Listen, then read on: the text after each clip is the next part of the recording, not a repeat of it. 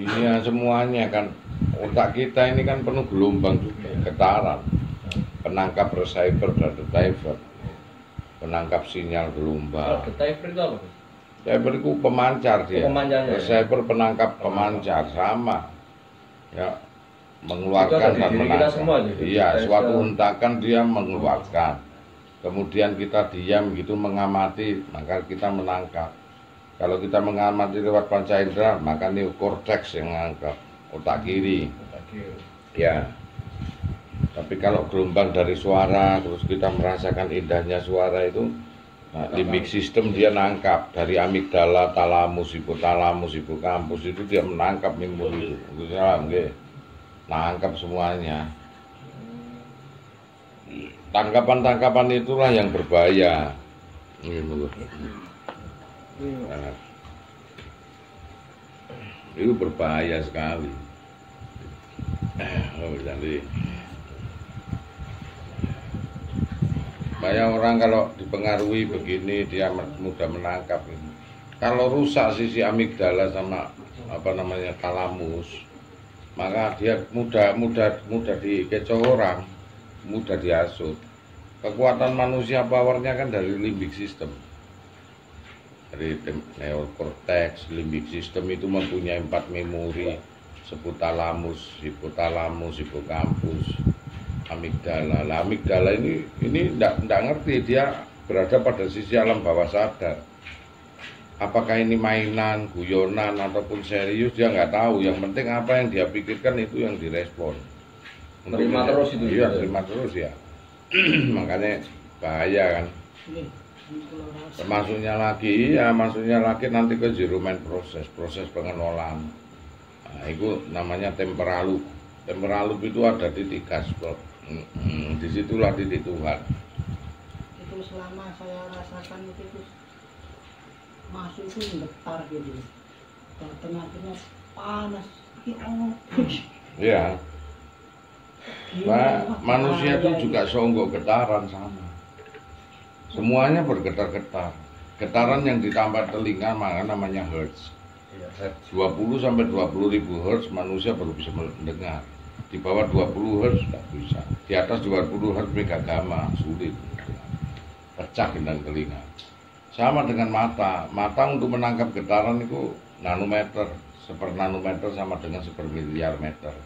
Dia bergetar-getar 490 sampai 670. Maka orang melihat getaran tersebut punya warna merah. Makanya bukan realita. Warna itu berada di mana? Di luar ini bukan warna. Di luar ini yin dan yang, hitam dan putih. Loh, daun itu hijau, Gus. Oh, hitam itu. Itu abstrak itu ya. Iya. Saat dunia ini yang membuat warna itu ada di dalam diri. Makanya waktu seminar Gus kan, ini mawar warnanya apa? Merah. Ini persepsi atau realita? Ya. Mereka bilang, mahasiswa bilang realita, kenyataan kan iya warna merah. Gitu. Tidak bisa kamu melihat selain warna merah di mawar ini. Tidak. Coba kau geser kepada orang yang buta warna. Hitam dia ngomong. Berarti bukan realita, ini persepsi. Nah, gabungan persepsi ini paradigma, kesepakatan keseluruhan persepsi. Jika semua sudah mengatakan paradigma, maka ditentukan hukumnya. Kan gitu. Jadi semuanya apa yang kita lihat itu bukan nyata. Apa yang kita lihat, apa yang kita dengar itu hanya suatu kelompok getaran-getaran yang ditangkap oleh sinyal gelombang. Lah gelombang penghantar ini disebut medan elektromagnetik. Seperti HP ini. Ini nggak ada kabel dong. Karena gelombangnya medan elektromagnetik. Nah, elektromagnetik ini kan gabungan antara medan magnet dengan medan listrik. Tergabung menjadi sesuatu embedding energi. Dia mengadakan energi ikat, itulah gelombangnya disebut gelombang elektromagnetik. Semuanya itu lewat situ semua. Manusia juga punya gelombang elektromagnetik. Makanya kalau kita mau mempelajari kepekaan itu ada. Nah, berhubung manusia ini apa namanya sudah terakumulasi dan secara kebiasaan dan sudah menjadi kodrat dia males, maka tidak akan ada pembelajaran seperti itu. Di surga tidak ada, di surga kira HP-nya canggih nggak ada. Iya. Komunikasi orang surga telepati, Iya. ada suatu gelombang elektromagnetik yang dia sudah bisa Iya.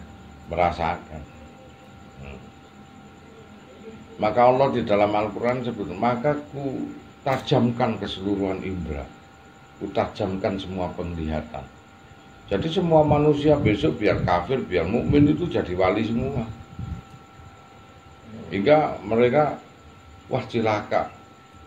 Tentunya aku orang-orang yang paling cilaka. Kenapa aku dibangunkan ini? Wah, kenapa kok dia begitu? Padahal belum dihisap.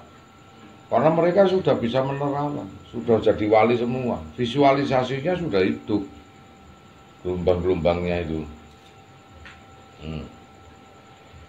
Hingga menyatakan seperti itu. Maka apa yang kita lihat, durasi getarannya itu kan kalau 460 sampai durasi 670, maka semua sepakat melihat warna itu merah. Kalau 615 sampai 970 sepakat mereka melihat biru dongker. Jadi kesepakatan itu sudah ada dalam mata kita. Demikian gelombang ada yang di telinga. Kenapa kon dipisui sakit? Karena input yang di dalam itu sudah menyatakan sesuatu aplikasi. Iya, betul. Bahwa visuan koyong ini itu menyakitkan. Tapi input itu tidak pernah ada bagi bangsa lain. Iya. Umpama wong Inggris. Visui ya gak udeng yo. Visui jancuk, input yang di dalam tidak pernah ada. Maka yang masuk di sini dianggap sapaan, dianggap sapaan. Nah input itulah yang kadang-kadang manusia nggak sadar kan. Penerimaan ya. Nah, sesungguhnya loh, kalau itu di alam semesta ini apa Gus? Tidak ada. Alam semesta ini warna aja, tidak pernah ada. Hanya yin dan yang, hitam dan putih. Karena itu semuanya sesungguhnya seonggok getaran-getaran frekuensi. Coba lihat aja di TV. TV kalau kamu bongkar, apakah ada tinta? Tidak pernah ada. Kenapa kok dia bisa berwarna? Karena elemen TV dia menggunakan getaran nanometer, hingga durasinya hampir, ketajamannya hampir sama dengan mata, hingga itulah berwarna. Makanya kalau dilihat tidak ada tintanya di TV. Kenapa kok bisa berwarna? Karena elementary yang disebut nanometer itu dia bergetar-getar, hingga kita yang menangkap pun juga sama dengan frekuensi mata kita secara retriever dan receiver. Oh, jadi begitu iya. Karena apa yang kita lihat, apa yang kita raba, apa yang kita rasakan, apa yang kita dengar itu sesungguhnya seonggok getaran. Nah, andai kata otak kita itu kita molorkan sarafnya, kita bisa melihat, terus kita bisa meraba. Berarti otak kita pun juga bukan apa-apa, hanya seonggok getaran. Iya. Lantas diri kita tidak pernah ada. Nggak pernah ada. Kita ini hanya seonggok gelombang rasa yang bergetar-getar aja. Sama dengan ini secara alamiah ya, beda dengan cara tasawuf klasik, secara Jabariyah atau Mu'tazilah. Nah, secara Mu'tazilah berbeda. Akhirnya mata kuping memahami, oh ini namanya, nangkep itu akhirnya. Hanya nangkap itu. Lantas kalau itu hanya suatu getaran suara, terus kita ini bagaimana? Ya seonggok getaran. Getaran yang punya rasa. Terus lantas siapa yang merasakan? Itulah Stephen Hawking, dia pengamal fisika klasik, fisika kuantum. Nah, dia orang ateis saja, dia merasakan bahwasanya kalau alam semesta ini bergetar-getar dan kita manusia hanya seonggok getaran. Lantas siapa yang menggerakkan kita? Oh, ternyata ada manusia di dalam manusia. Beda dengan Profesor Abdul Salam dari Pakistan, yang notabene kan kejeniusannya hampir sama dengan Stephen Hawking ya. Maka dia menyatakan inilah Allah. Beda. Inilah Allah. Tapi karena dia itu orang ateis, dia menyatakan bahwa di dalam manusia ada manusia. Nah gitu, dalam manusia tekniknya sama dengan. Makanya anak kecil sekolah dulu kan apel 1 ditambah Ya. apel 1 baru paham. Angka kan juga abstrak Makanya gitu ya. fisika ini kan macam-macam, ada fisika klasik yang dipopulerkan Isaac Newton, ada fisika modern yang dipopulerkan oleh si Jabrik apa jenenge Einstein, Albert Einstein, yang dia mempunyai rumus MC kuadrat, energi sama dengan massa dikalikan cahaya dikuadratkan, sigma alpha delta dan lain sebagainya. Nah, sekarang ini Stephen Hawking yang dia mencetuskan fisika kuantum. Dari proton, dari inti atom, dia mempunyai yang terkecillah proton, proton mempunyai inti proton dan neutron namanya elektron, elektron mempunyai kuat, dibelah lagi menjadi kosmos, dibelah lagi menjadi subkosmos, belah lagi MP messenger particle, dibelah lagi sampai yang terkecil teori Higgs boson, partikel Guts, partikel Tuhan, yang mana di dalamnya ada dark matter, dark energy yang sekarang dipakai antimatter itu. Yang 1 miligramnya seharga 675 triliun 1 miligramnya itu. Yang mana kalau materi ketemu dengan antimatter pasti lenyap. Lah disitulah orang-orang Swiss, orang-orang Eropa dengan Barat itu mau menembak dimensi waktu kedua sehingga mau ngebom surga jadi ini ngono bae yo. Orang ajar orang betul. Mesinnya namanya CERN. SERN. Tadi dengan peredaman, dengan unsur kecepatan cahaya, dengan mikro mini inti atom yang terbelah tadi dia padatkanlah timbul sesuatu dark matter, materi gelap yang tersusun rapi. Berawal dari alam semesta seperti itu susunannya. Otak menungso ya janjuan. Wis kadung canggih ngono nantang pangeran. Nah itu. Nah ini apakah iya? Lah apakah kalau lubang neraka ini tadi bisa dibuka dengan dimensi waktu ini? Maka disitulah Dajjal akan muncul kan, Ya'juj Ma'juj akan lubang kan, maka dinding itu akan terbuka lubang. Sinilah mekanismenya itu. Lah orang Yahudi itu menemukan sisi itu, orang Islam dibodoh-bodohi. Dia tak mau belajar untuk multidimensi, alam paralel dan lain sebagainya. Makanya saya ngungkap Lauhul Mahfuz. Karena ngungkap Lauhul Mahfuz, kita orang Islam mestinya harus berwawasan ilmu pengetahuan. Kalau tidak berilmu pengetahuan, standaritasnya kita jadi umat beragama sing petuk, sing gak ngerti nanti.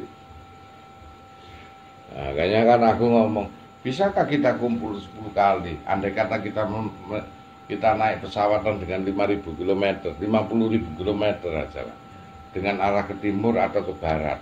Kalau arah ke timur berarti kita menemui diri kita besok. Kalau arah ke barat berarti kita menemui diri kita yang kemarin.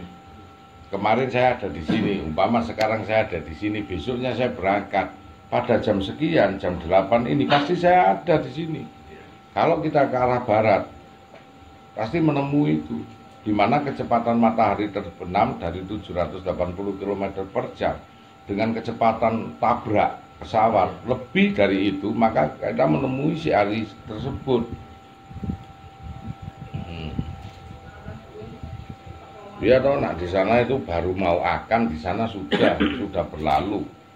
Maka kalau putaran bumi ini kita putar semuanya ya, kita akan ketemu Gusanton beberapa kali kan. Iya. Dan memang ada, kenyataannya juga ada, melewati batasan alam paralel.